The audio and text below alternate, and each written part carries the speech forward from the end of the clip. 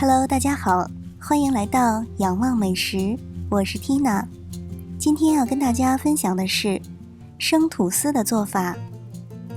生吐司湿润且 Q 弹，而且入口柔软。如果你喜欢我的视频，欢迎订阅我的频道仰望美食，为我点赞、转发、留言，也欢迎关注我的微信公众号仰望美食777。我们现在就开始吧。今天我做的是2条480克的吐司。我们先来称量面粉，面粉是480克的高筋面粉，再称量出106克的糖，再加入8克的耐高糖酵母，6克盐和42克的奶粉，用勺子把粉搅拌均匀。接下来称出36克的炼乳，称量好炼乳，我们来加水。水的用量是284克，加水的时候最后可以流出10克，但是要根据自己所使用的面粉的吸水量来决定。这里要说一下，水最好使用冰水，因为容易在打面的过程中温度过高，激发了酵母。加好水之后，我们就可以开始和面了。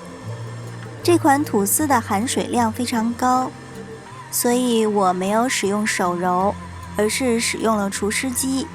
在揉面的过程中，我们可以先来准备黄油，黄油的用量是52克，但是一定要提前软化好。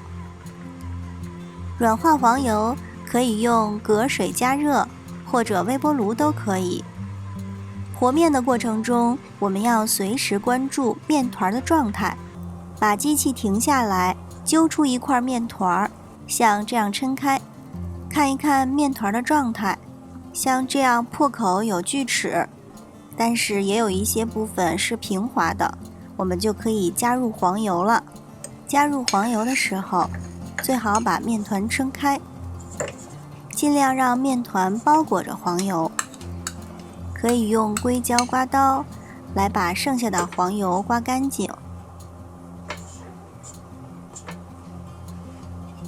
黄油放好以后，就可以继续开启厨师机，继续打面。一开始要用慢速，避免黄油飞溅出去。慢慢的，黄油就会被面团吸收。吸收之后再打一会儿，我们可以再把面团揪出一块，看看状态。像这样抻开，有指纹膜能透过来就可以了。或者也可以扎一个洞，破口光滑，这2种判断都可以。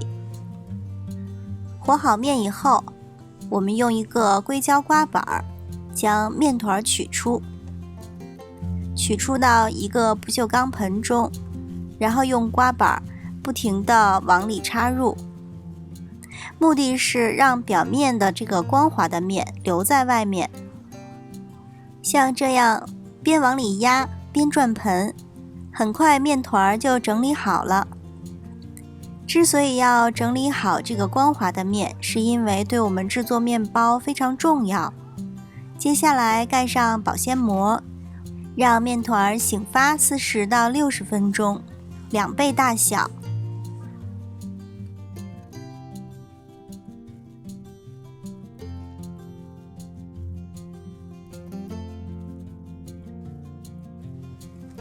胖胖的面团已经变成2倍大了，这个时候我们可以手指蘸一些面粉，戳一个洞，如果不回弹，就说明我们的面发好了。然后我们借助硅胶刮板把我们的面盛出来。盛面的时候一定要小心，避免把面团光滑的一面破坏掉。把面团放在台面上，用手简单的整理，然后我们开始分面。分面的时候，尽量也不要破坏这个光滑的一面。拿出电子秤，我们来分出6个小面团，每一个大概166克。可以先称出总面团的重量，然后再除以6，这样就得到了很具体的克数。把分割并称量好的面团，我们用手整理一下，让它的表面是光滑的那一面。所有的面团都分割称量好之后，我们把它放在一个醒发盒里，如果没有，就可以像我这样放在一个锅里或者其他的容器里，大一点，然后我们给它盖上保鲜膜或者盖子，再等上15分钟，让面团松弛一下。面团已经松弛好了，我们揭开保鲜膜，然后取出一个面团，用擀面杖把面团擀长。这个时候会看到面团上有很多的气泡，在擀的过程中，很多气泡就会破掉，这是很正常的现象。我们的目的就是要给它排气。我今天用的呢，也是一个排气的擀面杖。如果经常做吐司，也建议大家备上一根，非常好用。擀长之后，发现旁边还是有一些气泡，这个时候可以用手轻轻拍打，把气泡拍破。然后我们把光滑的一面翻过来，让它朝着台面，接着把最底下用手指这样按压，然后再从头开始卷压，边卷边压，轻轻的压，不要太过使劲，这个过程要温柔，一定要注意这个手法。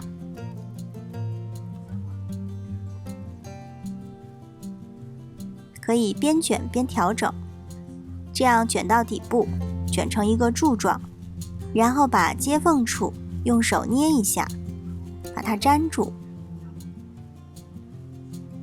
然后把接口朝下，再放回到刚才的锅中。其他的以此类推，做好之后，我们再盖上保鲜膜，让它来松弛一会儿，这个时间还是15分钟。松弛好之后，我们拿出来，用手轻拍，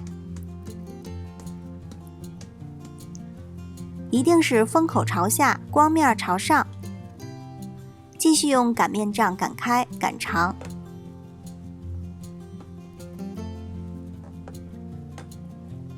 然后我们把它翻过来，让光面朝向案板。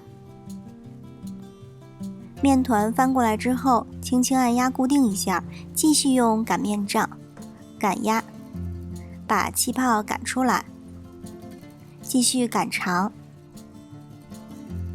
擀长之后，用手按压底部，继续从上往下卷，边卷边压，用食指、中指、无名指微微弯曲，轻柔地向胸前卷面团。这个动作多练几次就掌握了，非常简单。最后接口处一样，用食指和大拇指给它捏紧。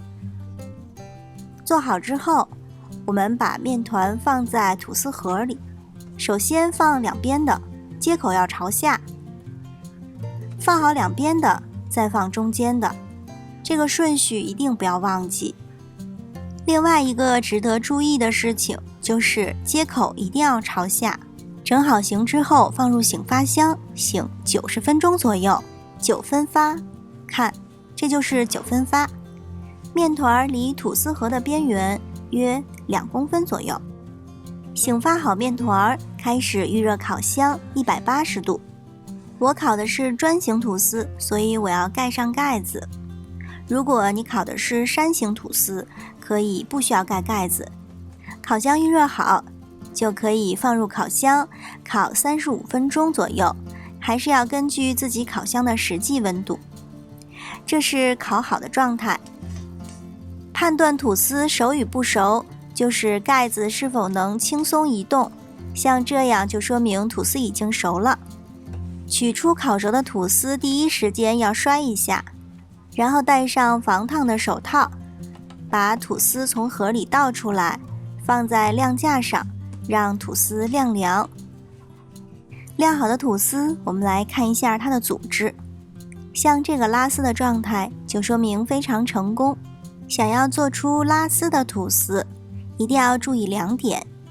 一是揉面的时候，一定要揉出薄膜。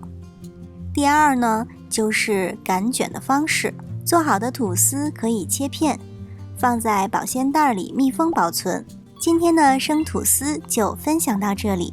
如果你喜欢我的视频，欢迎订阅我的频道仰望美食，也欢迎关注我的微信公众号仰望美食777。我们下次再见，拜拜。